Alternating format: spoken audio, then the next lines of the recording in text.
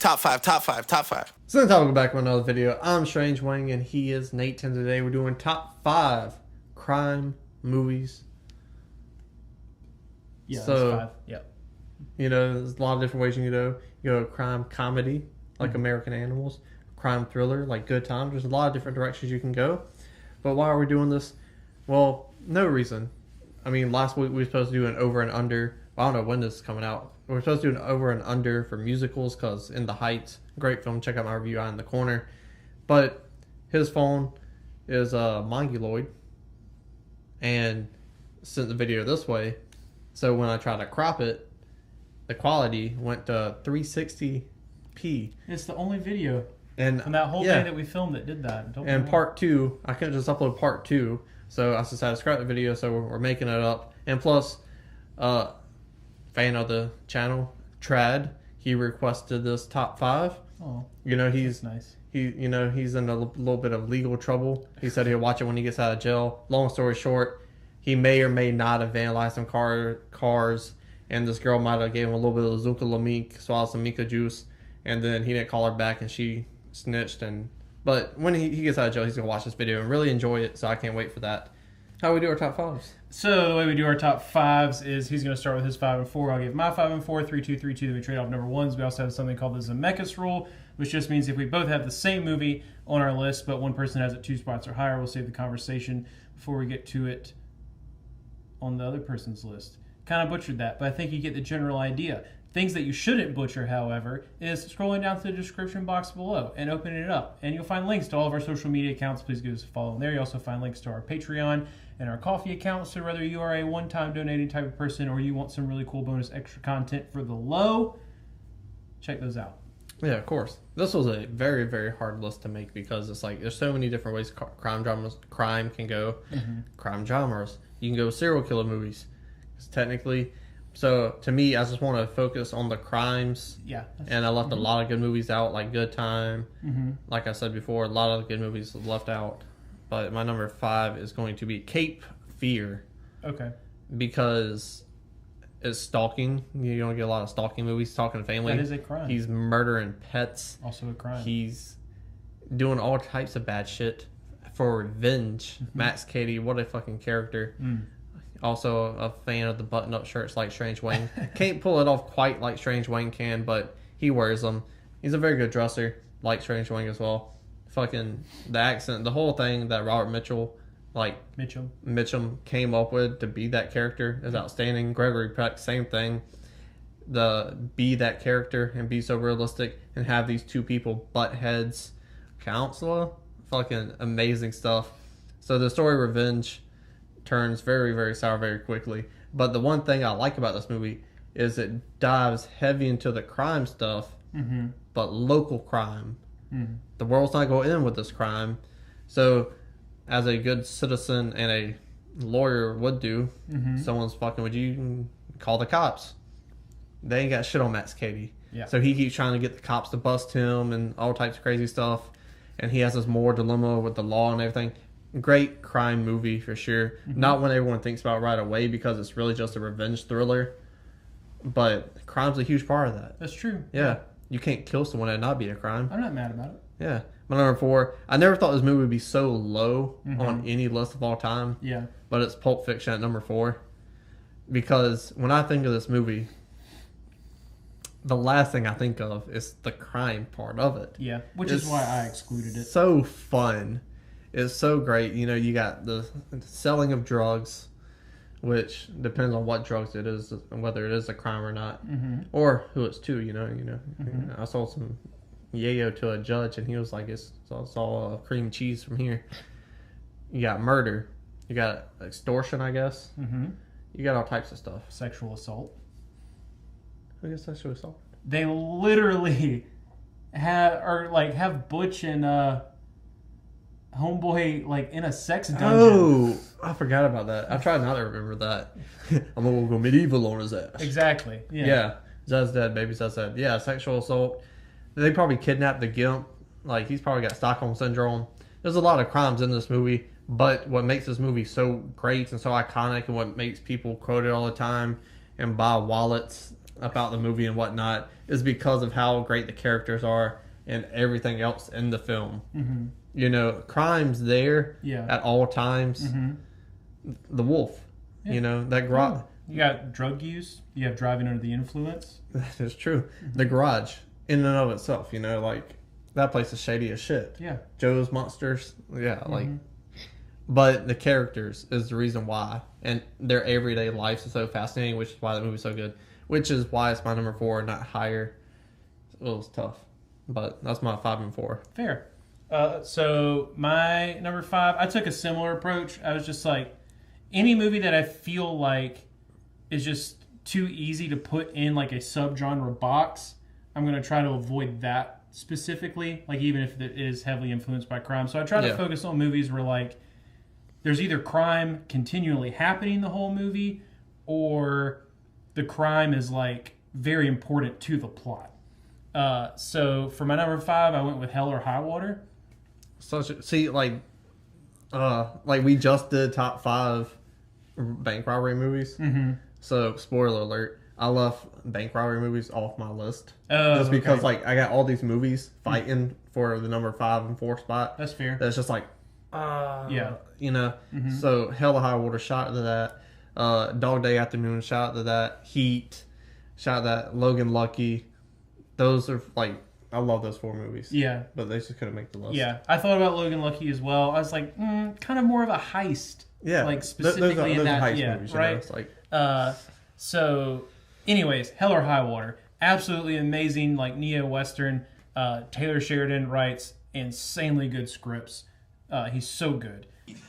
No debating! Like the bank robbery itself, like the series of bank robberies is the driving plot. But again, the characters. Like, you know, you get the 2 cops and you get the 2 brothers. So you get to see like bonds on both sides while all these people are important to each other. Great cat and mouse aspects on top of that. Also like encompassed in just kind of this vibe that you don't get with a lot of your other crime movies, right? Yeah, and I love it. And like the script, like I said, is just phenomenal. Yeah, Taylor Sheridan was on the shit. Yeah. So my number 4, I went with The Departed. I feel like the more we get into time, like the less and less people are like crazy about The Departed. I don't get it. I fucking love that movie. It's a little long. And I understand that it's like technically a remake and all this other stuff, but I think that movie is great. But on this one, you get like, again, you kind of get those both angles of the crime, but instead of just like specifically like defined good and bad, like you have a bad guy, like there's a mole on both sides, right?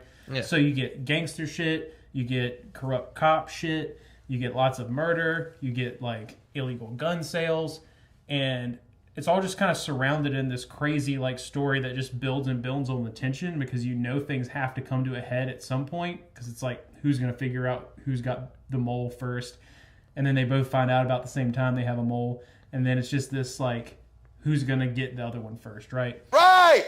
So super tense, love everything about that, and it's always just really, really, although I do think the rat at the end is a little bit like too on the nose. Okay, there's a rat. I mean, I've never lived in a big city like that. I don't know if rats are normally like on the penthouse level of buildings crawling around windowsills. I feel like probably not, because there's not going to be any food up there. But it's a decision Scorsese made.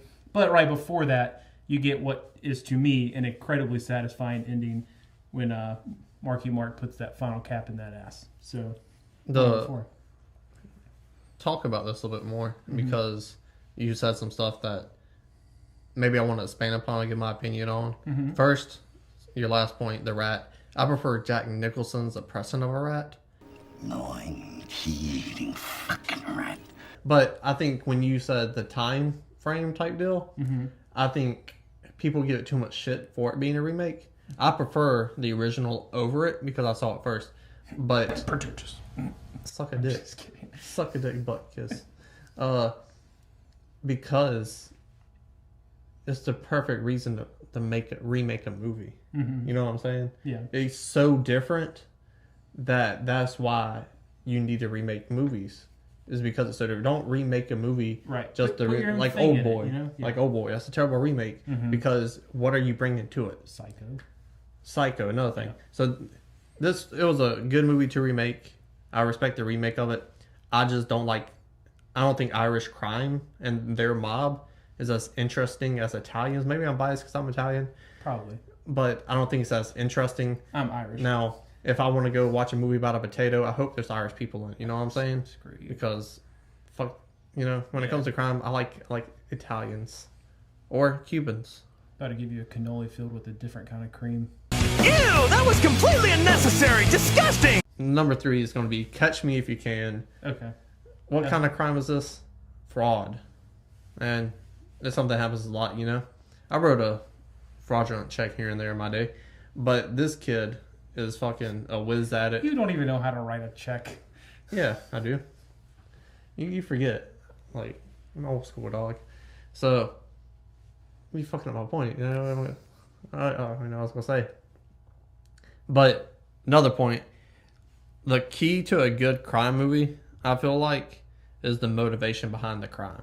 Okay. You look at Max Cady, Mm-hmm. that revenge, Yeah. him sitting in the penitentiary studying law Mm-hmm. so he can get out of crimes he commits. This kid, why does he do the crime? To bring his parents back together, because he needs love in his heart. And he needs that attention, where he finds the attention from the feds or the cops chasing him, Mm-hmm. so he commits more crimes. And personally, I think this is the best use in a film to commit a crime. It's the best driving factor for as far as like reasoning. Yeah. That's a very personal reason. yeah, You know? it's the best driving factor. Yeah. And because of that, and it's so different, Mm-hmm. and he's a shyster. Mm-hmm. He's got charisma. Thinks he's a pilot. He's got 10 chicks on his arms. Like, he's fucking amazing. Tom Hanks, great performance too. Obvious, Tom Hanks. That's on your list? It was my number 6. Holy shit, that's insane. My number 2 is a Cuban fellow nicknamed Scarface, which is the movie also named Scarface. Oh. Which I love Scarface. It's an amazing film. But I didn't go with the 80s Scarface. We taking it way back to 30s, dog. Oh, The nice. original Scarface, because that's a better movie. Pretentious. And if it's gonna suck, I love Scarface, and I love cocaine, and I love 80s suits and the fucking leopard skin car thing he had. Mm-hmm. But the pacing in that movie takes away from the crime, because they focus more on Tony and what he wants out of life Mm-hmm. and his reasoning.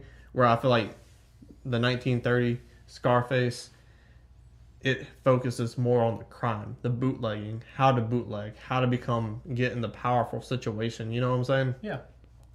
And the stuff that it brings, the power to respect and stuff like that. Mm-hmm. Where he's so like, he's not a very intelligent guy. So when the girl comes into his house and she's like, oh, what'd she say? It's gaudy. He's like, there, that's good, ain't it? Like, he doesn't know. So the crime in this movie is outstanding. The shoot 'em ups, the bootlegging, some of the best. Mm-hmm. Because they didn't have the technology and stuff, so they had to really rely on the deals, the dialogue, the stuff that puts you on your seat in a conversation, the lead up to the crime, and then the crime pays off as well. Yeah. Incredible stuff. You're not going to get better filmmaking than the original Scarface. 10 out of 10 film. And a good remake, too, because bootlegging, cocaine, 2 totally different things. Cubans, that was timely at the time. So, both very good movies, but switching it up. Yeah. Curveball. Yeah. So my number 3, I went with, it's definitely a switch up to me as far as crime dramas go, but I went with Baby Driver. I figured that'd be on your list. Oh yeah, love that movie. Solid. Yeah, because it's like, I mean, realistically, there's only two movies I can think of where like your specific main character is the getaway driver. They both have really different vibes, and they're both very critically accepted. Yes. Right? Very. So I love Drive as well, but Baby Driver, with like the style and the use of music and how just endearing that character is to me, and all the other bad guys in the movie are just like, there's nobody that's ever on screen in that movie that isn't interesting, and that is just really good filmmaking, and something that I feel like a lot of filmmakers don't like put enough care into, is to like making sure even like your more minor characters are still engaging, right? And literally there's crime happening the entire film. That's a fact. And then number 2 for me is going to be the aforementioned earlier in this video, Heat. So Heat, I definitely think has a place on a bank robbery list. No shit, Sherlock. I rewatched it last night because I was like, I hadn't seen Heat in a minute, and we're doing crime movies tomorrow. Such a good movie. I want to watch that movie. There's one bank robbery. And the movie's like 2 hours and 40-something minutes long, I think.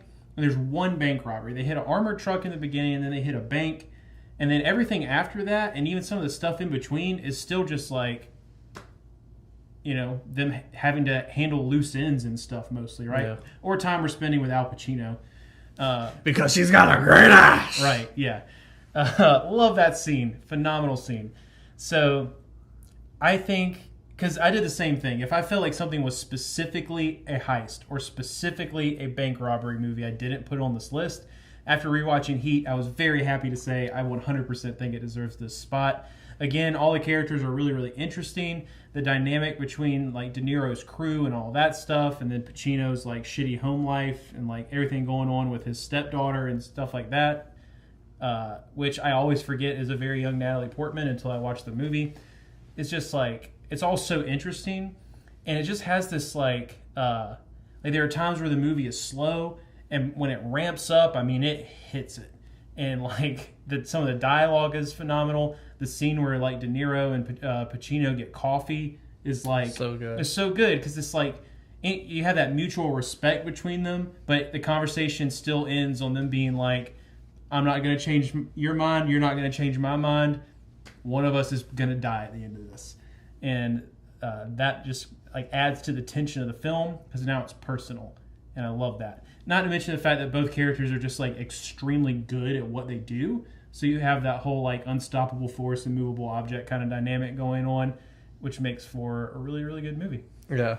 Like, who do you go for in that movie? Who do you Well, you know me, man. I'm just like, I Pacino? have that like wholesome, you know, it's just like, it's inner. I'm never going to go for like the straight bad guy. Whack! No, I'm a De Niro guy all the way in that movie. Especially at the end, when he makes that critical decision. I relate to that. Not on that level, because I don't kill people. I hire people that I don't touch to work. Number one is Goodfellas. Trad's favorite movie, as you mentioned. And I love this movie. Because just like Henry Hill, all my life I wanted to be a gangster. And that's very prevalent in today. Like, look at rap music. You grow up around shit. Yeah. You want to be like that. Yeah. You know what I'm saying? And like, I kind of grew up like Henry Hill. And the only way of... I grew up around shysting and a blue 1960s Cadillac. I don't know the quite year, but you know what I'm saying? Like, you see that as a kid, and it's all shiny. It's fucking amazing. Blow your mind. So, I love this movie to death. The crimes in it are amazing. They're, like, committing insurance fraud, arson. They're killing people. They're robbing shit. If there's a crime... Selling stolen cigarettes. Yeah, you know what I'm saying? It's like, how many pegs you want? You know what I'm saying? Like... Just like the life in crime is the best example of that because it starts young. You get into the shit, you know what I'm saying? Yeah. You start doing drugs, you start selling like coke and shit with your fucking mistress, and then it spirals. You know what I'm saying? There's always going to be a spiral. And you can either take your time on the chin or you go the Tekashi 6ix9ine route and rat and then eat spaghetti with ketchup. Ew. The whole life and how it encompasses that is amazing. The filmmaking, Mark Scorsese's on a 10. The scenes, how gangsters act. You know, like killing people is just another thing. Joe Pesci, you know what I'm saying? Yeah. He's joking. He's like, the cop, fucking... He's off the rails. Bing, bang, boom. You know? I said, didn't I tell you to go fuck your mother? And bing. Fucking... He's incredible. And then you got my favorite scene in the movie where they go over to his mom's house. And you got the dead guy in the back, and they come like, what's it called? A hoof? Yeah. A hoof? Yeah, you got a hoof. You hit a deer. You know, try to. By the way, Ma, I need to borrow your shovel. Yeah, and then she starts cooking him dinner, and the dead guy's out there, and she's a great little Italian mom, Mark Scorsese's mom. What a beautiful lady. You know, she brings in the Peyton, and Pesci's like, yeah, look at this. You got one dog going this way, you got one dog going that way. Look at this guy. He's like, what do you want with me? Fucking, and she's like, what's wrong with that? He's like, yeah, no. Fucking amazing stuff. Yeah. Because Martin Scorsese, he grew up around this shit. He saw And that's why it's so accurate, and I love it. It's like incredible stuff. Another film I want to put on here, I'm gonna mention it now, is A Bronx Tale, because there is crime in the movie, but that's not the point of the movie. It's my favorite movie, and you should watch it. Yeah. If you like mob movies, it's very similar to Goodfellas. The beginning of Goodfellas. So I also went with a mob movie for my number 1. Yay! And I had to go with The Godfather, man. Yeah, I mean, I kind of put all the mob movies in one bundle, and I was like, Goodfellas. I like Goodfellas more. Yeah. Yeah. Godfather is like, to me, I don't like, I like gangster movies a lot. I don't fuck with them like you do, obviously. Yeah. So to me, like, I had to go with The Godfather. Like, it's like the kind of quintessential, like, in terms of filmmaking, in terms of mob stuff, in terms of like the Italian like mob's lifestyle. You get all that stuff, and a lot of crime, mostly murder in this one. But it's just like all these, literally, like, the crime in the movie is almost nothing but gangs pulling hits on each other. Yeah. And it's that spiral. It's Local like, Brazzi. one of our guys gets hit. Well, we can't handle that. We got to hit one of your guys. And then it goes back and forth. Which, again, is still how street gangs operate today for the most part. Yeah. So it's like, the performances, just the classicness of the film itself is what did it for me. I don't think there's too much that needs to be said about The Godfather. I mean, it's the greatest film of all time, people say. They do. It's one of the best made films of all time. Specifically talking about part 1, by the way, though, because a lot of people put 2 ahead of 1, but at least you and me were on the same page with that. So 2's more entertaining. 1's a better made film, I think. I agree. Well, there you go. Tell us down in the comment section what's your top 5 favorite crime movies. Trad, if you're watching us, you got out the pen. Tell us down below as well. Definitely want to hear what you think. Scroll back up, hit the like button, share the video, and subscribe. It's not a game, it's a rich thing.